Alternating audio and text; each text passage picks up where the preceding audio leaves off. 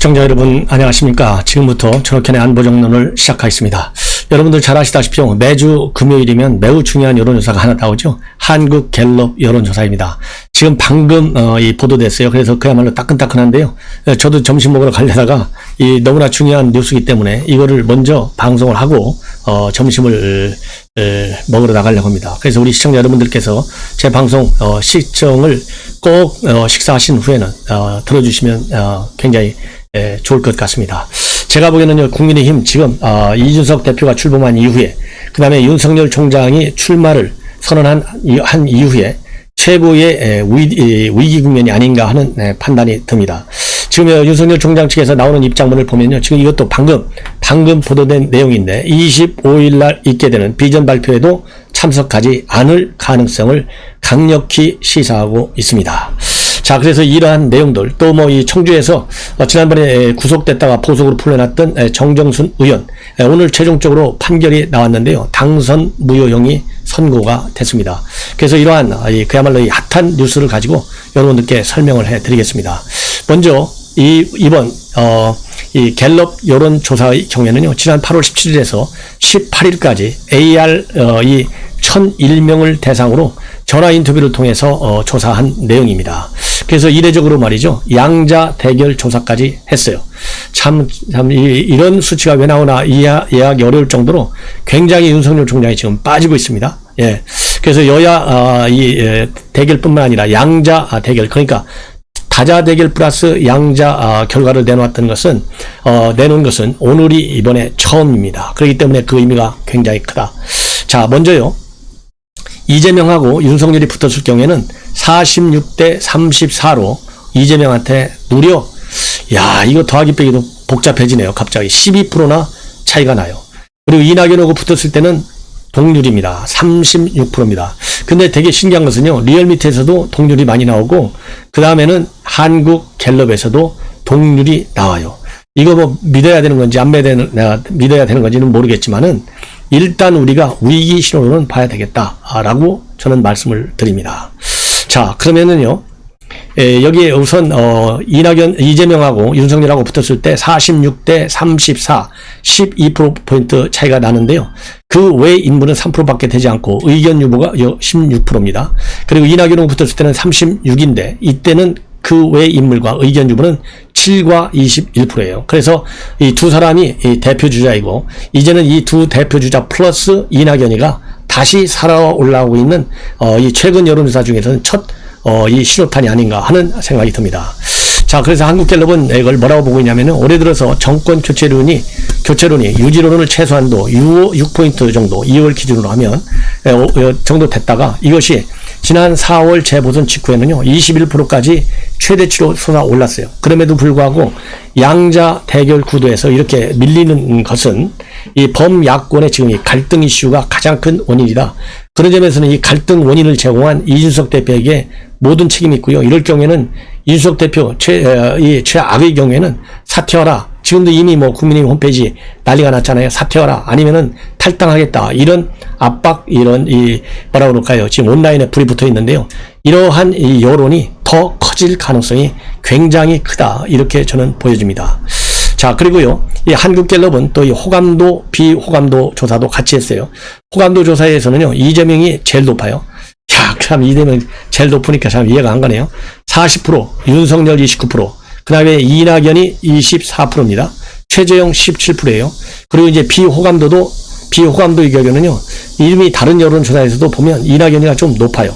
62%. 그리고 윤석열, 최재형은 58%입니다. 그리고 이재명은 50%예요. 비호감도.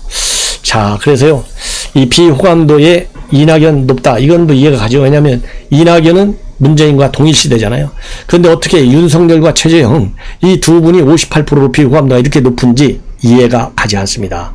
한국갤럽이 좀 편향된 여론조사를 한다. 이거는 제가 말씀드리지 않아도 이미 다 우리 국민들이면 다 아는 상황이기 때문에 그런 걸 감안해서 해석을 해야 되겠다라는 말씀을 드립니다.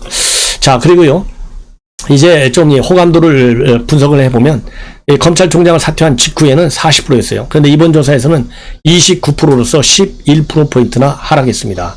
그리고 비호감도의 경우에는요, 47였었는데 3월 달에는 이번에는 58%로 11%포인트나 올라갔어요. 그러면은 이러한 이 변화, 이 호감도의 변화는요, 국민의힘 지지층과 중도층에서 호감도가 지금 많이 빠져 있습니다. 그래서 지난 조사에서 국민의힘 지지층의 호감도는 무려 85%였는데요. 이번 조사에서는 무려 19%포인트나 하락한 66%예요. 그리고 중도층의 호감도도 45%에서 무려 15%포인트나 빠진 30%를 기록하고 있습니다. 이거 말이 안 나오네요. 그 다음에 이낙연 대표는 호감도가 31에서 24로 7% 빠졌고, 비호감도는 56에서 62로 높아갔어요. 왜냐하면 갈수록 문재인 친문 강성들만 끼고 들어오니까 빠질 수밖에 없죠. 비호감도는 높아갈 수밖에 없고요. 예.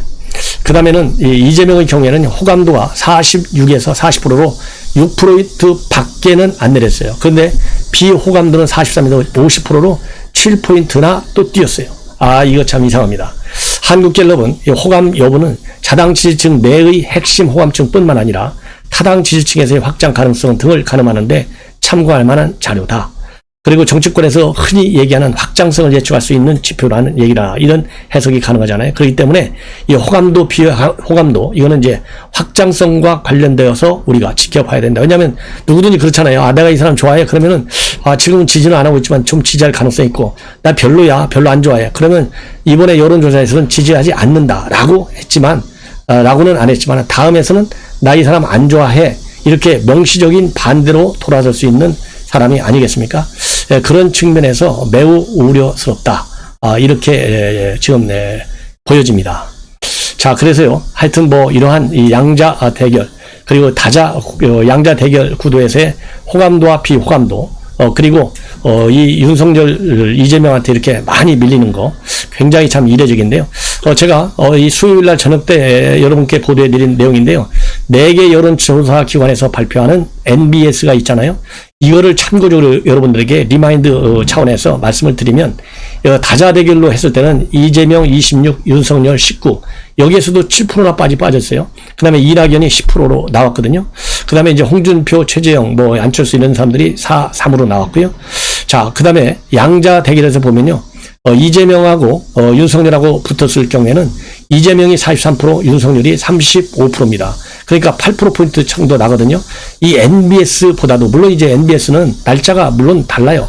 이 16일에서 18일까지로 다르고, 이번, 이 양자 대결, 이거는 17일에서 19일이기 때문에 거의 하루 정도의 편차가 나긴 납니다. 그렇지만은 급격한 날짜상의 차이, 즉, 이 정치 환경 사이의 차이는 없는 거예요. 예, 그런 점을 감안하면 어떻든 간에 이재명 대비 윤석열 총장의 지지율은 급격히 빠지고 있다라고 하는 것은 하나의 추세로 갈 가능성이 매우 크지 않을까 하는 측면에서 굉장히 좀 우리가 긴장해야 되겠다, 이런 말씀을 저는 드리고 싶습니다. 자, 그래서요, 이재명과 윤석열 총장의 이러한 양자 대결에서 이 밀리는 국면 심상치 않다, 이런 말씀을 드리고요. 그 다음에 이낙연과 윤석열의 대결에서도요, 36 그리고 37 이렇게 팽팽하게 나타나고 있습니다. 자, 이것만 보더라도요, 지금도 아까 말씀을 드린 대로 36, 36인데, 이거는, 이 갤럽하고요, NBS 여론조사하고 수치까지도 같아요. 이거 참 기가 막힌, 현상이 아니냐. 그런 측면에서, 이제는 여론조사 기관의 어떤 신뢰성이라든가, 그 다음에는, 뭐라 그럴까요? 이 조사 기법의 차이, 이런 것도 우리가 감안은 하지만, 현 상황에서 이준석 대표가 녹취록까지 깔 정도로 수준 이하의 대표로서 수준 이하의 행태를 보여준 거에 대해서 국민들의 아주 따끔한 심판. 제가 그래서 오늘 아침에 제가 첫 번째 방송에서요, 조선일보 인터뷰 내용을 말씀을 드렸는데, 독선, 오만, 착각, 그리고 초지일관, 나쁜 의미의 초지일관이에요. 일체 반성이 없는 거예요. 이런 거를 제가 굉장히 강하게 지적을 했는데, 이렇게 한국 갤럽 여론조사를 보더라도 이준석 대표가 얼마나 이 국면에서 책임이 큰 잘못을 저질렀느냐 분명한 것 같아요. 왜냐하면은 이 갤럽 여론조사는요, 17, 18, 19 바로 어제 것까지 조사한 거예요. 그렇기 때문에 이번 갈등 이슈가 이번 여론조사에 그대로 다 영향을 줬다. 그런 측면에서 굉장히 놀랄만하고, 우리가 흔히 얘기하는 정말 충격적인 영향을 주고 있다. 그런 점에서 정치적 반드시 책임이 뒤따를 가능성이 크다. 이런 말씀을 드리고요. 이러다 보니까 윤석열 총장 입장이 지금 나와 있어요. 이거는 이제 문화일보에서 윤석열 총장 취재를 한 겁니다. 그래서 요즘 그러니까 이 사퇴한 이후에는 전원 정치한다 이런 이제 비판이 좀 있었지 않습니까? 그러다가 요즘에는 이제 윤석열 총장이 직접 현장을 뛰어다니면서 사람도 만나고 메시지도 페북을 통해서도 많이 내고 또 인스타그램을 통해서도 내고 캠프의 대변인, 캠프에 몸담고 있는 사람들이 직접 이런저런 계기의 입장문을 많이 내고 있어요. 자, 이러고서 본인은 지금 자맹하고 있다, 잠복하고 있다 이렇게 지금 평가가 나오는데요. 이러는 가운데 지금 일부에서는 무언의 항의를 하고 있다. 그래서 이 전략적 침묵이라고 하는 것이 무언의 항의가 아니냐. 즉 뭐냐, 이준석에 대한 공정한 당 경선 운영을 압박하는 무언의 항의를 하고 있다. 이런 입장까지 지금 평가까지 나오고 있습니다. 그래서 25일 날로 예정되어 있는 비전 발표에 불참할 가능성까지 거론되고 있다 그러는데요. 지금 현재 이 문화일보의 보도를 보면 제가 방금 여러분께 보도해드린 이 갤럽 여론조사에서 이 호감도가 많이 빠진 거, 그리고 이재명한테까지도 지금 뭐 10%, 12%까지 빠지는 거, 이런 것들과 관련해서 캠프가 굉장히 지금 놀란 표정인 것 같습니다. 그래서 지금 자택에서 집거하고 있고, 이 캠프 관계자의 얘기를 보면요, 지금 당의 모습으로 정권 교체할 수 있을지 심각하게 우려하고 있다. 이런 상황에 정책 행보를 한다는 게 무슨 의미가 있을지 근본적 고민을 하고 있는 것 같다. 그리고 25일 비전 발표에 참석 여부에 대해서도 상당히 회의적이다. 국민이 과연 이런 후보 비전 발표에 얼마나 공감할 수 있을지 의문이다. 그리고 이런 입장문을 내놓고 있어요. 그래서 이런 것도요, 지금 윤 총장이 직접 본인의 육성으로 내놓는 메시지가 아니라 캠프 쪽에서 나오는 윤석열 총장의 입장을 간접적으로 표하는 거예요. 윤석열 총장이 직접적으로 입장문을 낸 것은 지난 18일 날 현충원에서 DJ 묘역을 참배할 때 이런 갈등, 녹취록 파문 이런 거에 대해서 지금 세간 정치를 이야기하는 것은 이 자리에서 맞지 않다. 이렇게 얘기한 거 빼놓고는 없어요. 그래서 이 공정한 경선 운영에 대한 캠프 내의 불신과 회의, 그리고 이준석 대표에 대한 비토, 이것이 임계점을 넘고 있다. 그래서 지금 비전 발표 참석과 관련해서도요, 2차 충돌 가능성을 벌일 가능성도 배제할 수 없고, 그래서 제가 이미 한번 방송을 어제인가요? 제가 말씀을 드렸는데, 비장한 결의를 지금 결심을 윤 총장이 하는 것이 아니냐. 이런 지금 보도가 나오고 있습니다. 자, 그래서요, 지금 선관위원장으로는 이 황우여 전 대표를 굉장히 유력하게 검토하고 있고, 김기현 원내 대표가 추천을 했다. 지금 이렇게 나오고 있습니다. 자, 그래서 어쨌든지 간에 굉장히 지금 위기 국면에 지금 처해 있다. 뭐 한마디로 말씀을 드리면 그렇게 말씀을 드리고요. 그리고 청주 정정순 의원은 작년 총선 때 말이죠, 비공식 선거 운동원들한테 활동비 1,500만 원을 지급하고 초과한 법정 선거 비용을 회계본부에서 노락한 혐의, 이런 걸로 인해서 선거법 위반, 그 다음에 정치자금법 위반, 이런 등등으로 이 기소가 돼서 구속된 상태에 있었는데요. 거기서 이 수사와 재판을 받고 수사를 받고 이 진행 중에 있었는데 보석으로 최근에 풀려났어요. 그런데 오늘 결국은 판결이 있었습니다. 그래서 이 회계 관련 판결은요, 선거 캠프 회계 책임자로부터 선거 자금 명목으로 2천만 원을 받았고, 청주에 있는 자기 지역구 상당구 자원봉사자 3만 1,000명의 개인정보를 빼내서 선거에 이용했다. 이런 걸로 이 재판에 넘겨졌는데요. 오늘 청주지법에서는 이러한 공직선거법 위반, 정치자금법 위반 형의에 대해서 징역 1년과 추징금 3,030만 원, 개인정보법 위반에 대해서는 징역 1년을 선고받았어요. 그리고 법정 구속은 하지 않았습니다. 그 이유는요, 이것도 뭐 김명수가 봐준 거 아니겠어요? 도주 증거인멸 우려가 없어서 기존의 보석 결정을 취소하지 않는다. 이렇게 해서 법정 구속은 면했어요. 근데 이 형이 그대로 2심, 3심까지 가면은 100만 원 이상 벌금이기 때문에 당선 무효가 됩니다. 당선 무효. 그리고 재판부는 정 의원이 초범인데다가 오랜 기간 성실히 공직 생활을 수행했다. 취득한 개인정보가 외부로 유출되지 않았다. 그리고 금품이 선거사무소 관계자들 사이에서만 오갔다. 이런 점들을 감안하고 있다고 이렇게 감안해서 이 법정 구속은 하지 않고 이런 앞에서 말씀드린 징역 1년, 추징금 3,030만 원, 그 다음에 개인정보법은 징역 1년 이렇게 선고한 이 양형 이유를 밝히고 있습니다. 하지만 정 의원은 자원봉사라는 선량한 동기로 개인정보를 불법 취득해서 선거에 이용했다. 이는 공정성 침해를 막는다는 처벌 법조의 입법 취지상 죄질이 불량해서 엄벌이 필요하다. 그리고 수수된 돈이 4천만 원을 넘어 다행이고 고발인들의 자수와 고발을 무마하려고 또 시도했다. 특히 수사 과정에서요, 검찰의 출석 요구에 불응한 점 등도 고려해서 형을 정했다. 이런 지금 이 판결문에 그렇게 나와 있습니다. 그래서요, 이 재판부는 재판 과정에서 말이죠, 검찰의 허위 수사보고서 작성 그리고 국회 체포 동의안 절차에 문제가 있었다는 정 의원 측의 주장은 일체 받아들이지 않았습니다. 그리고 정 의원의 부정선거 비리를 폭로했던 회계 책임자에게는요, 벌금 1,000만 원과 350만 원의 추징금을 별도로 명령을 했습니다. 그래서 회계 책임자가 300만 원 이상의 벌금형이 확정되면 당선자 역시 연대 책임을 물어서요, 당선이 무효됩니다. 그렇기 때문에 이 회계 책임자가 형이 확정된다 하더라도 정 의원은 본인의 선거법이라든가 정자법, 개인보호법, 정보보호법 위반 여부와 관계없이 무조건 오고 직을 잃게 되어 있습니다. 그리고요, 이 정 의원 사건에 연루돼서 함께 재판에 넘겨진 정우철 이 청주시 의원에게도 법원은 당선 무효형인 벌금 100만 원을 선고했습니다. 그래서요, 이번 정 의원 사건과 관련된 인사들이 모조리 굉장히 중형을 선고받았다. 이렇게 보시면 돼요. 여기서 중형은 뭐 징역이 몇 년이다 이런 걸 떠나서요, 당선이 무효가 되는 그런 형을 받은 거예요. 시의원마저도. 그래서 이제 청주시 시의원의 경우는 딱 100만 원을 받았기 때문에 100만 원이 이제 딱 한계잖아요. 그래서 이게 상급심에서 뭐 한 8, 90만 원 떨어지면 시의원은 살아날 방법이 있어요. 그러나 정정순 의원은 살아날 방법이 없다는 말씀을 드립니다.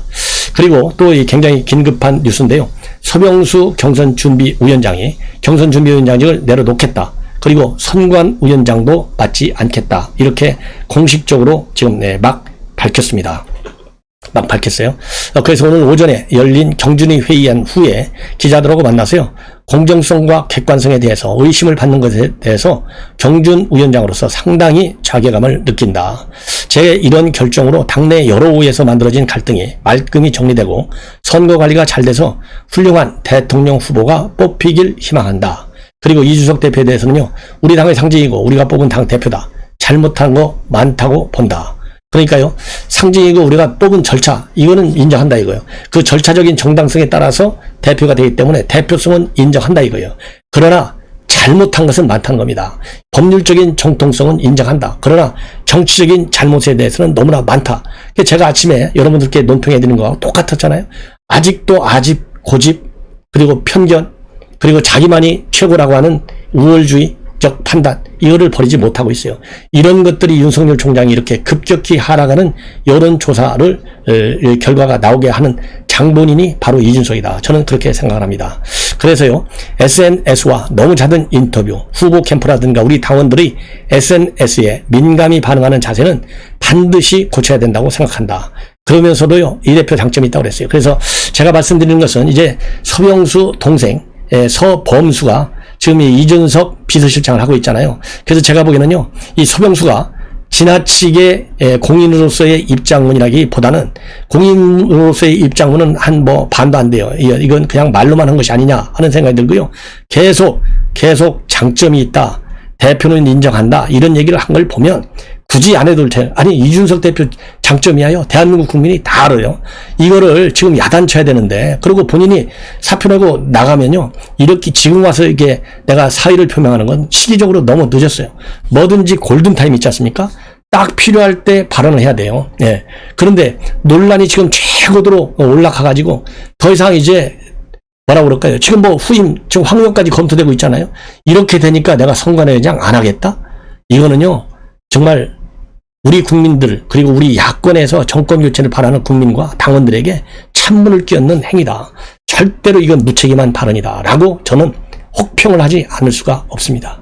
자, 시청자 여러분, 이것으로 제 방송을 마치고요, 즐거운 오찬 갖게 되시기를 바라겠습니다. 대단히 감사합니다.